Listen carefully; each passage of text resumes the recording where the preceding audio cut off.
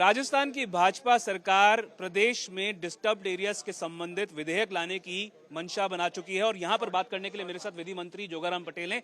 जोगाराम जी, क्या जरूरत आन पड़ी कि इस प्रकार के एक्ट की बात जो है वो सरकार कर रही है? नाम क्या है पूरा एक्ट? देखिए, इस एक्ट का नाम राजस्थान अशांत क्षेत्रों में स्थावर संपत्ति के अंतरण का प्रतिषेध और परिसरों के किराएदारों की बेदखली के संरक्षण के लिए उपबंध अधिनियम 2026 अंग्रेजी में the Rajasthan prohibition of transfer of immovable properties and provisions for the protection of tenant from the eviction from the premier and district area bill 2026। ये मेरा सवाल ये था, मंशा क्या आ गई सरकार को इस प्रकार के बिल लाने?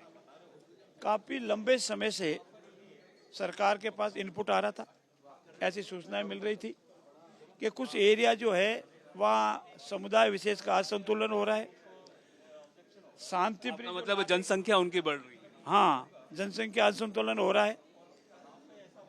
कुछ शांतिप्रिय लोग हैं, उनको प्रॉपर्टी बेचने के लिए न्यूसेंस पैदा कर मजबूर किया जा रहा है, औने पौने दामों को बेचने के लिए प्रलोभित किया जा रहा है।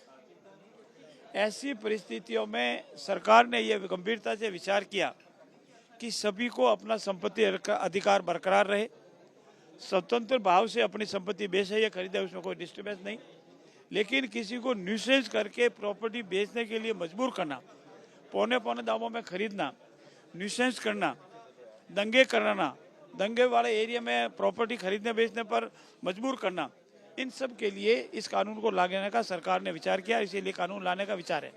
जोगाराम जी, प्रदेश में 2 साल से ज्यादा से बीजेपी की सरकार है, ऐसे में क्या डिस्टर्ब्ड एरियाज का जो आपने बात कही, क्या उनकी संख्या बढ़ी है? अगर बढ़ी है तो क्या ये सरकार की लॉ एंड ऑर्डर फ्रंट पे विफलता रही है? और अगर नहीं बढ़ी तो क्यों आप लोग? आपका प्रश्न भी ठीक नहीं है, क्योंकि हमने कोई डिस्टर्ब एरिया भी डिक्लेयर ही नहीं किया। तो जब हम डिस्टर्ब एरिया डिक्लेयर ही नहीं किया तो आपका ये कहना कि लॉ एंड ऑर्डर भंग हुआ, ये आपका प्रश्न ठीक नहीं है। इस कानून के लागू होने के बाद इसकी विस्तृत जांच होगी, रिपोर्ट मिलेगी और कोई जरूरी हुआ तो डिस्टर्ब एरिया डिक्लेयर होगा। एक आखिरी सवाल सर, ऐसे एरिया में जो आप कह रहे हैं डिस्टर्ब्ड एरिया, अगर कोई प्रॉपर्टी बेचना चाहे अपनी इच्छा से, तो क्या इसमें कोई नोडल एजेंसी बनाई जाएगी और सजा का क्या प्रावधान? देखिए, बेचना चाहे तो डीएम की परमिशन से बेच सकता है, बेचने में कोई रोक नहीं, सिर्फ इतना है कि वो परमिशन ले ले और परमिशन लेके बेच सकता है, कोई मना नहीं। अगर कोई बार बार इसका उल्लंघन करेगा तो 3 से 5 वर्ष की सजा।